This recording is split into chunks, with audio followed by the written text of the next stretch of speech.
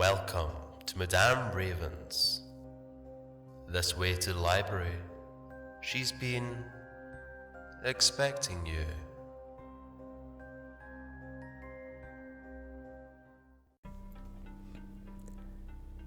Vampire Story by BearLair64. Overnight Express. I drove all night just to be with you. Roy Orbison. Scott geared up as he left the state inspection station. He'd passed and he was still on schedule. He hadn't mentioned that he would be exceeding his hours this evening.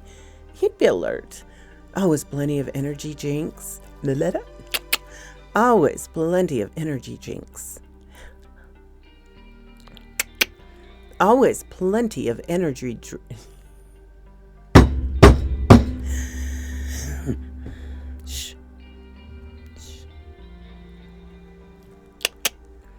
Always plenty of energy drinks, and he had a plethora of tunes and stories in easy reach. With that thought, he gulped down the last of his current Red Bull. That's the good stuff. He smiled to himself as he barreled down the open road, the last of the evening sunlight bright to his left as he headed north. Not too many people on the road today, even though it's Friday. Everybody headed towards the city. I'm headed for the space between. His internal smile widened. He had no interest in dodging Taurons who felt he had no right to be on the road. He felt the same way about most of them. There was one now, an old beater hippie van, a VW microbus up ahead, poking along. The passing lane was reasonably clear. The car drivers would just have to be patient while he downshifted to pass these weirdos. Hey, 1969 called and they want your van, he thought as he glanced at the elderly vehicle. Weird.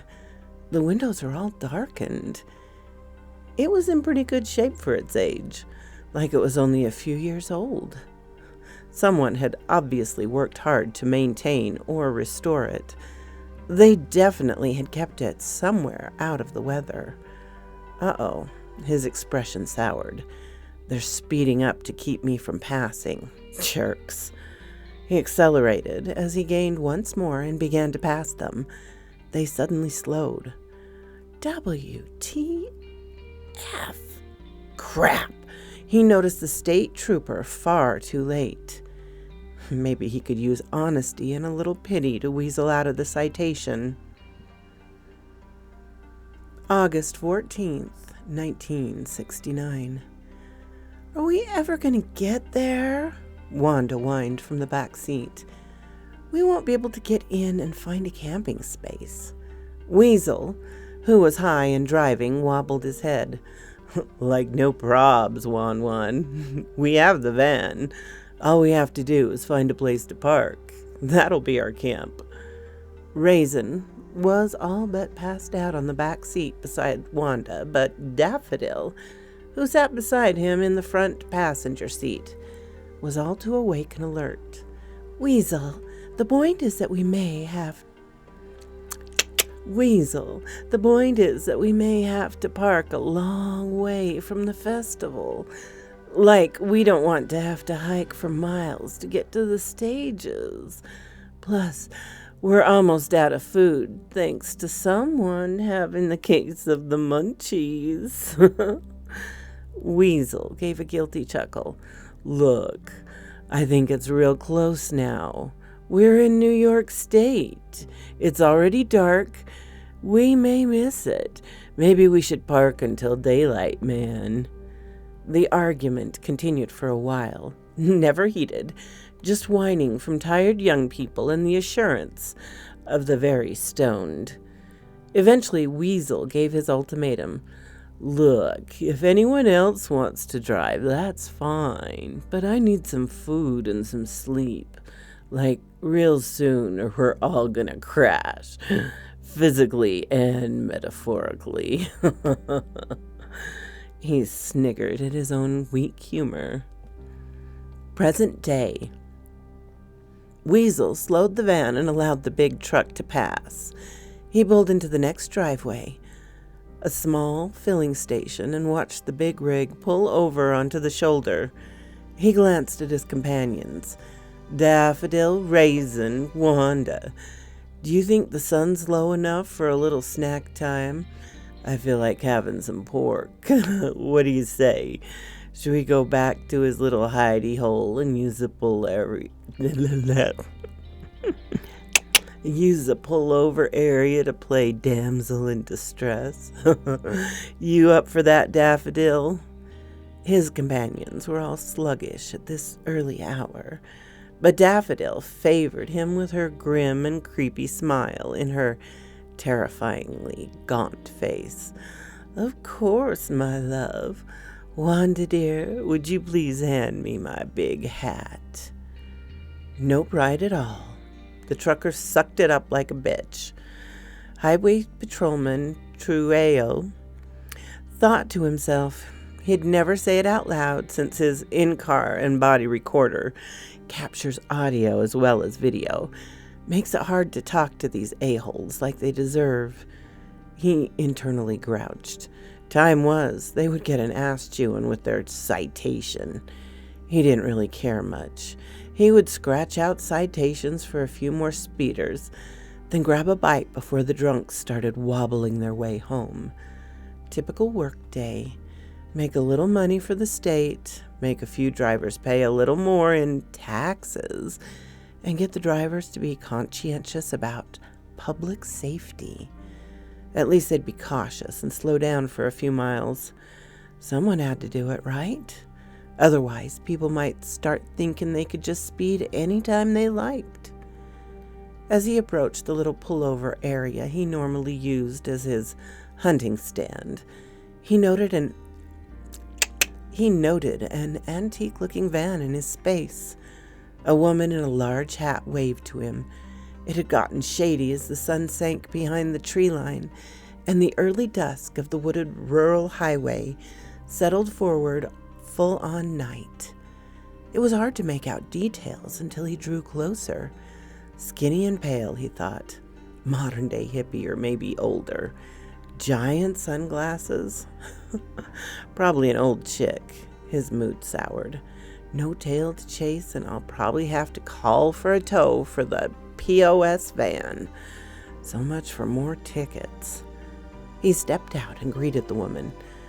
Good evening, ma'am. I'm so perfect with your timing, officer, the woman interrupted. I'm afraid I'm having trouble with my old van and just can't get it going properly. Would you mind taking a look? I'm just helpless with mechanical repairs. Well, ma'am, it's not really what we do. I can get you a tow truck with a mechanic. They can sometimes get you fixed up roadside. Thank you, she interrupted once more, her voice sounding a little reedy and dry. There's something that perhaps you may help with. I wanted to ensure that my window tint was legal for this state. Would you take a look? Now that he looked, the tint was blackout, as with much luxury limousines, maybe even darker. He stepped closer to the sliding passenger door. Ma'am, I can tell you that tint is too dark for any state. It's too dark to be safe, especially after sundown. He attempted to peer inside. Is there someone else with you? Someone inside the van? He whiffed the air and caught the telltale, sickly sweet odor of cannabis smoke. Legal to use, but not while driving, he thought as he reached for the door handle. Do you mind if I take a look? He didn't wait for consent. He never did. Easier to infer it and act before they could think. Dimwit dope heads. As he hauled open the door, he realized that he had not activated his lights, nor had he called in the incident on his radio. He'd been too busy looking at the woman to pay proper attention. Odd. That's not like me. Pretty dangerous thing to omit. Incredibly strong hands clutched him, and he felt himself lifted from the ground and into the van. He tried to raise his arms, to fight, to grasp at the grip of his pistol, but then felt teeth sink into his flesh, and sudden weakness flooded his soft tissues, and his blood drained from him to refresh the flesh of the undead beings in the van. 1969. Like, no worries, man. Weasel attempted to calm his passenger. Nobody will hassle us this close to a boneyard. He waggled his eyes at Daffodil, and then at Wanda, who each rolled her eyes in turn. We'll just put in behind the old church building and, like, out of sight, man. We wake up early, get on our way to that farm, and rock out at Woodstock. No one was comfortable in the van, except maybe Raisin. He could sleep anywhere, and did so as often as possible. It was hot, even with the windows rolled down and feet hanging from the available windows and the sliding door. Yet, with herbal assistance in the form of mushroom tea and a fatty passed around the circle, they all managed to fall asleep. At about 3 a.m, Weasel stepped out to relieve himself. He'd polished off Wanda's wine before they decided to crash. He chose to urinate on a fresh-looking grave, just inside the fence. Yeah, man, I'll just, water the flowers. Flower child style. It took him a moment to realize that while the grave showed fresh, turned earth, it was clearly not new. There were no flowers, and the headstone looked old. He bent forward to examine it. A pair of hands seized him by the front of his already grubby t-shirt, and before he could stand or even cry out, teeth sank into his throat. Wanda crept from the back seat and went out to look for Weasel. He was kinda with Daffy, but Raisin was no use. So maybe she could catch the wheeze out in the dark and have some fun. She looked around in the dim light. Her eyes were adjusted to the dark, but the moon was on the way to setting, and a silvery gray ambience was all that was left of the light. Oh, wait, there he is, by that little building, the, mausoleum, yeah. She crept forward, intending to surprise him. She could make out his silhouette, tall and thin. Then she caught a whiff of him. Not the pleasant odor of hemp that permanently permeated his clothing. This smell, like rotten flesh and fresh blood. The figure whirled and grasped her shoulders. In the moment she had to glimpse the face, she could see that it was definitely not Weasel. She was soon stretched out beside the young man whose attention she had sought, both of them in a coma sleep. The rest of their party was soon placed beside them, each mostly drained of blood and barely breathing. The tall, thin being that had stood at the doorway to the mausoleum looked around at its companions. We have feasted well tonight. Now we must decide. Do we finish these and dispose of their vehicle, or do we attempt to turn them? We haven't turned anyone in a long time. Ugh, I don't feel right. That last one with the funny purple mark on his face, there was a taint in his blood, yes, a strange quality in all of them. Present day. Scott fumed about the citation. He did not need that aggravation. He'd been going barely 10 over the limit, and he'd told that snotty statey about the loser van driver. Probably high, definitely aggressive and dangerous. Acted like he didn't believe me, he said to himself. He often spoke his internal dialogue while driving. It kept him alert, and when he was tired and sane, it kept him alert when he was tired and sane when he was frustrated. At least I've lost the freak show van. His thoughts soon turned neutral. He'd listened to an audio story by his favorite narrator and author, premiering that night for members only. This is going to be good. Dead man talking.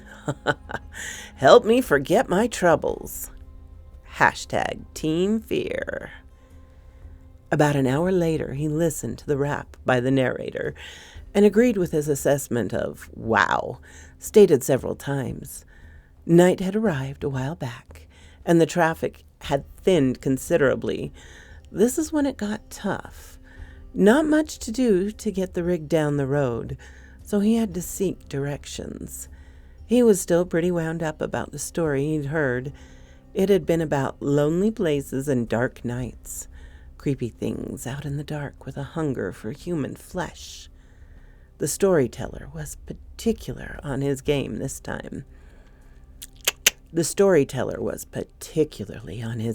time.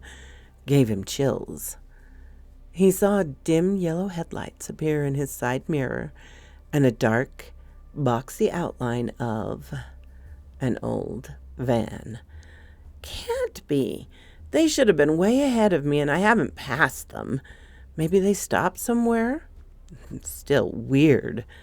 He gave an involuntary shiver and felt the hairs on the back of his neck rise. That didn't make sense to him. He didn't even know for sure if it was the same vehicle. The driver accelerated to pull up beside his cab. He spared them several glances. Crap, same POS van, he gritted out between his teeth. Same stupid flowers and same freakish tint. Even the windshield. How do they see out of that thing?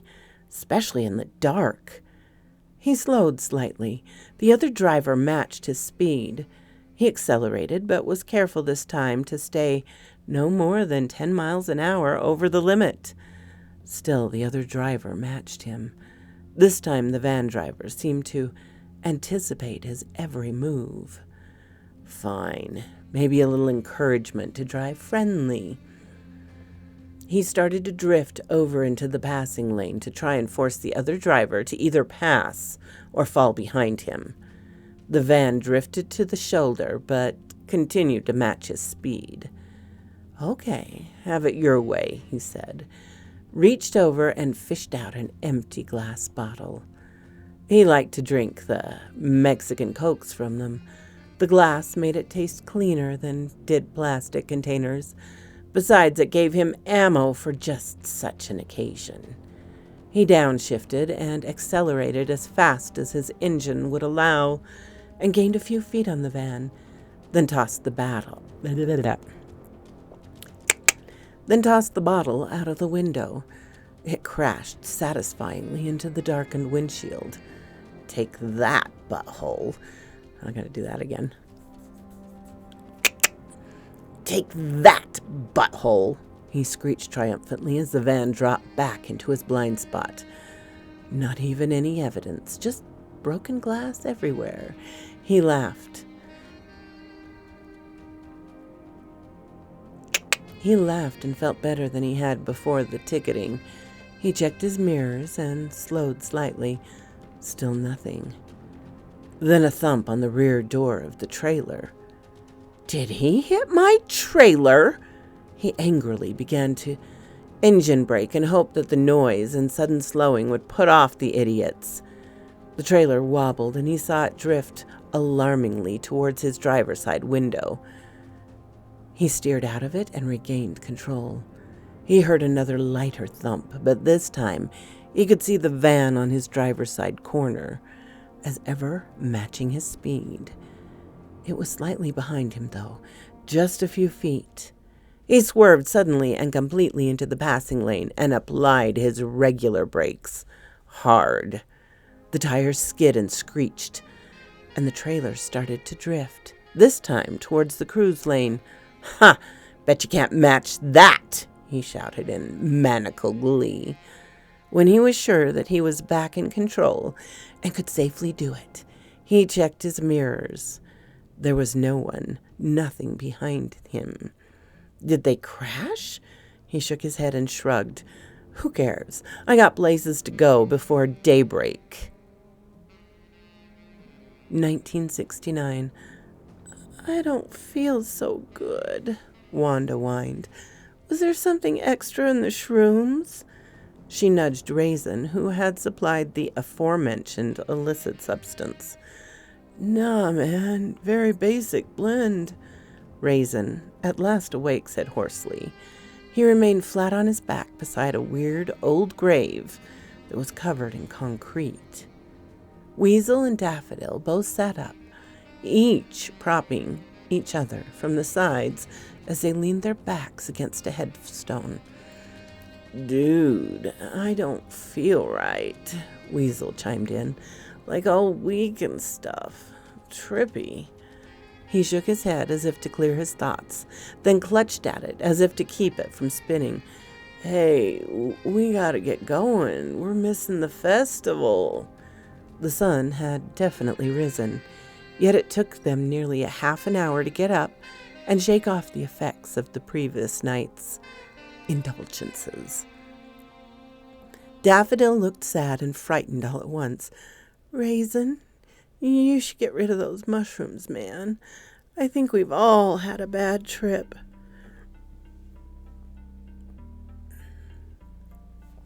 Raisin shrugged.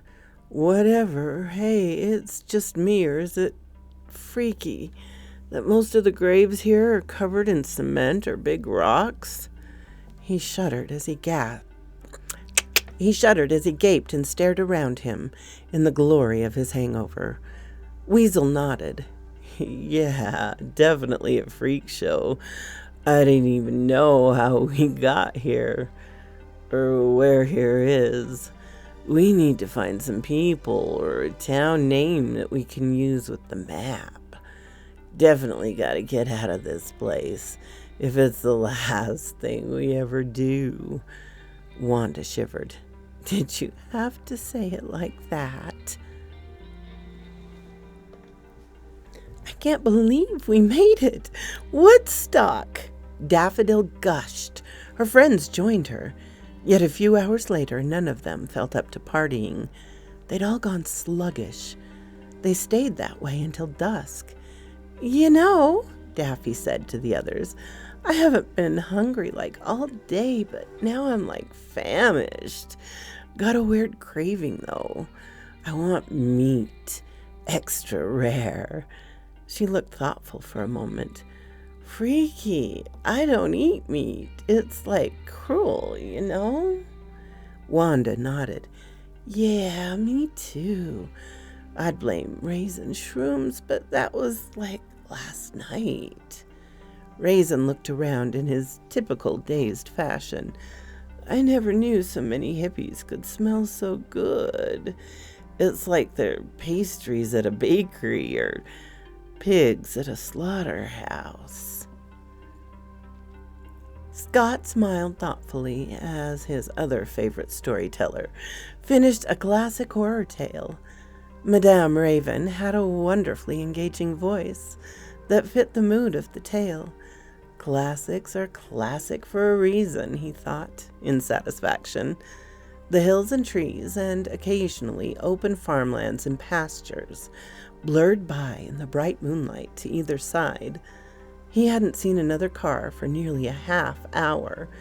Then, as though by magic, reality synced up with his thoughts, and a pair of dim headlights appeared in his side mirror. He didn't have to study the lights to be certain. He didn't have to ponder. They were back. The van overtook him and settled in right beside him, once more matching his pace. This had started to get scary. The guy was a lunatic. He reached into a small compartment and took out his revolver and placed it in his lap. The mumble in his best tough guy.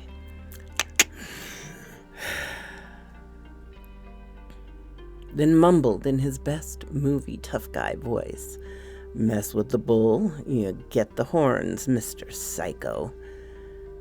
As if the others had read his mind, the van accelerated and pulled ahead. "Great, go on, get away from me," he sighed out in relief. Then, as their back bumper cleared in front of him, the old VW swerved in front of him, and he saw the nightmare glow of brake lights. So close, he could not make out the individual orbs. He slammed on his brake and swerved. He felt the trailer lurch and tug. He knew he was going to jackknife. He pulled on the wheel with all his might and employed every skill he'd been taught or had learned through experience. Somehow he managed to stay on the road, to straighten, to avoid certain destruction. He had slowed considerably and ended up in the passing lane, about halfway onto the shoulder. Had there been more traffic? He shook his head. There wasn't. Any other time there would have been a pileup. He prayed silent gratitude to the divine. But then his mind turned to mortal vehemence. I need to report them. Stop that craziness before someone dies. He drove on. There was no sign of the van.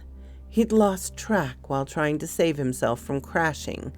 And then, in the heart-pounding aftermath of relief, he was sure that any moment he would see the dim yellow lights in one of his side mirrors.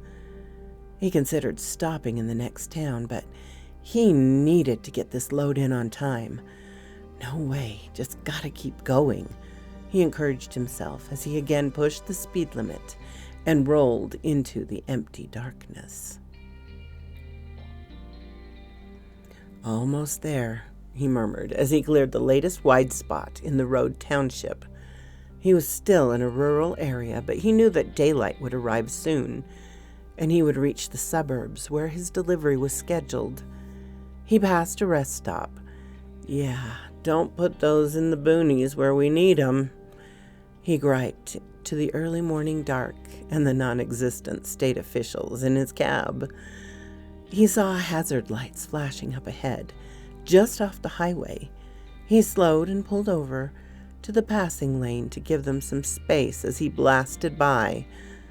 Only he did not pass.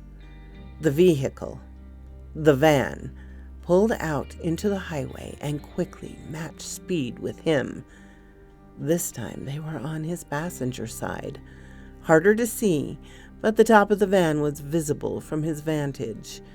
No point in looking into those windows. Black as the interior of a tomb, he shuddered. There was a traffic light ahead. The open highway had started to give way to the suburbs at last. No cops or stadies when I need 'em. Oh, no. Only when I screw up a little. He saw the light shift to yellow well before he arrived. Naturally, he spat as he tensed and came to a stop. His engine rattled and rumbled and belched filth into the morning air, damp with dew and now permeated with the stench of burnt diesel fuel. The van had stopped as well. This was it. If there was going to be a confrontation, he hefted his little pistol, yet nothing happened. The light turned green, and he rumbled ahead. Just before the next light, the other driver accelerated and passed him. The van pulled in front of him, and he was ready this time. He rapidly dropped back into the cruise lane on his right. Once more, they were caught at a traffic light. This time the passenger's window rolled down, and a woman, possibly the one who had sported the hat, flashed him a peace sign and then grinned at him. Oh, that grin! Full of fangs and surrounded by the power. Full of fangs and surrounded by the pallor and initial decomposition of the crypt. It sent a shock of fear coursing through his heart. He gave up all thoughts of fleeing or fighting as he froze in terror and was lost in those blazing eyes. the eyes of a serpent that holds the attention of its prey before it strikes with deadly venom. He was so taken that he didn't see the door on the van slide open and another face appear.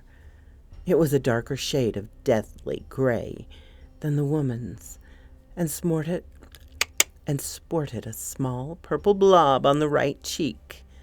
A birthmark in life, but only another sign of decay in the unlife of the vampire. The light changed to green. Scott sat frozen, staring into those eyes and pondering his demise. The miserable little buzzing beep of a compact car horn sounded from behind and shook him from his reverie. The sliding door on the van closed. The window began to rise, and the entire contraption turned away to the left.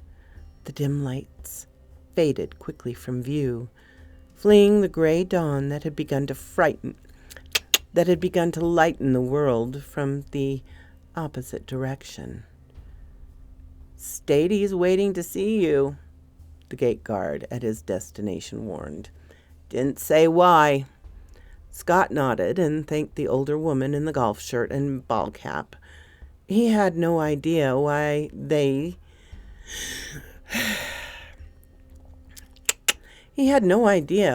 State Highway Patrol would be here waiting for him.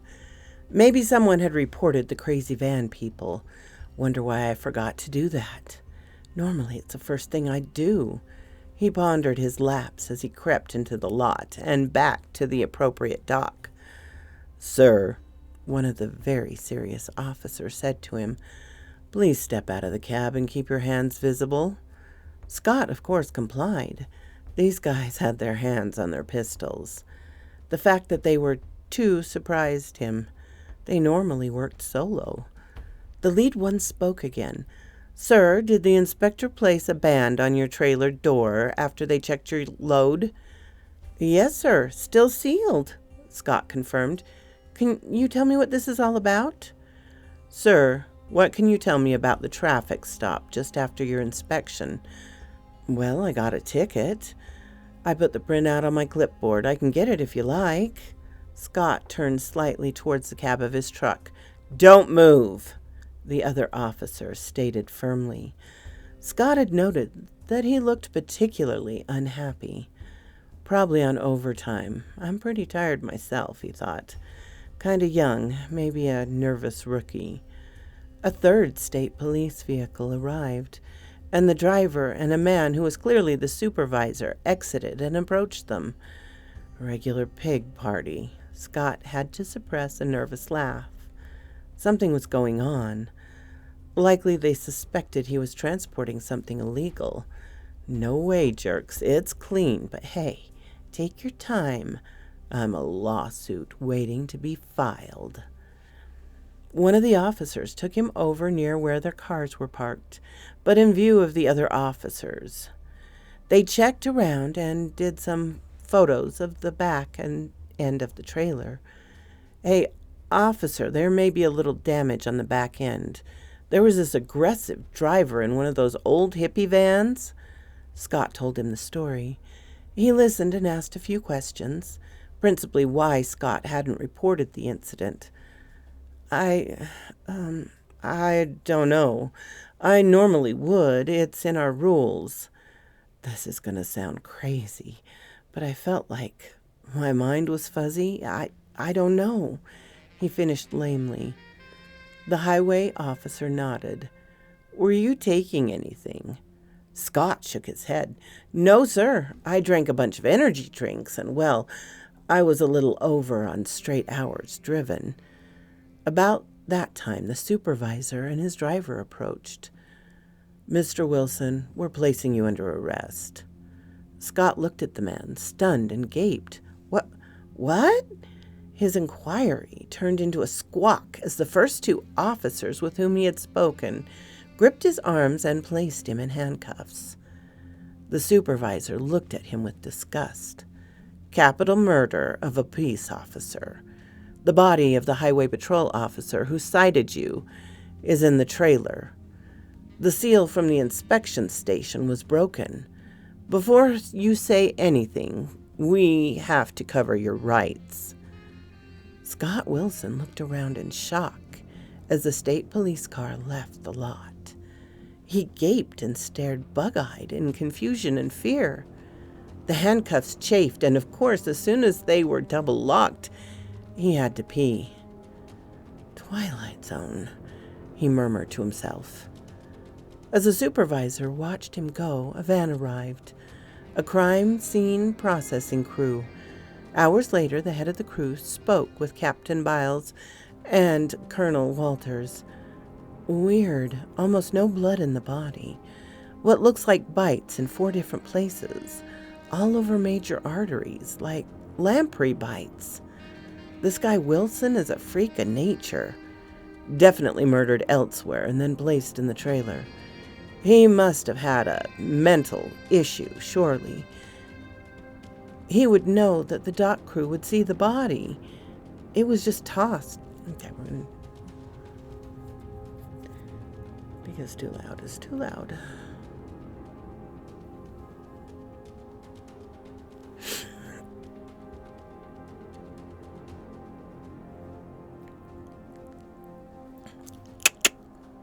He must have a mental issue. He must have a mental issue, surely.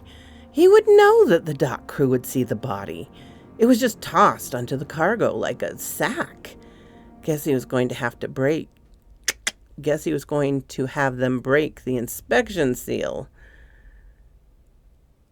Captain Biles was last to leave the cold storage facility, where Officer Trujillo's remains awaited autopsy. Trujillo was one of his, a longtime officer. He took a last look and then moved to lock the doors and leave for the evening. As he reached the doorway, he heard a voice, hoarse and dry, but he recognized it as Officer Trujillo's. "Hey, Captain, sir. I feel awful, and I'm famished." Biles quickly turned and faced the man on the table, who now sat up, dead flesh sagging and eyes blazing. The man shrugged and said, "I smell really fresh pork. Smells great." So quoth this raven. Thank you so much, Bear, for putting me in this story. I appreciate it so much. And this was a good one. I hope you enjoyed it as well, my darlings. Thank you once again, my darlings, for coming to see me in my little chateau. I don't get out much these days, as many of us don't. But it does mean the world to me. Why else would I be reading these stories, if not for you? Special thanks to my membership and Patreon supporters: Creepy Clown Girl, Unicorn Smoke, Ermin Case, Darren and Jennifer, Laura, Mutant Artificial Intelligence, Tabby Cat, and of course, Charlotte Emerson and Cortez Williams. You guys are amazing. Have a lovely day, my darlings.